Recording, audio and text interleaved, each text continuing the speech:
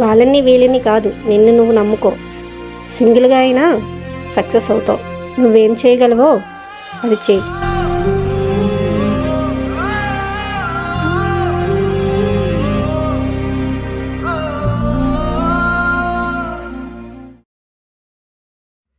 సింగిల్గా చేస్తున్నప్పటి నుంచి గ్రాఫ్ అయితే పెరిగింది, కానీ నేను అనుకున్న రీచ్ మాత్రం రావట్లేదు. ఇంకెంత కష్టపడాలో.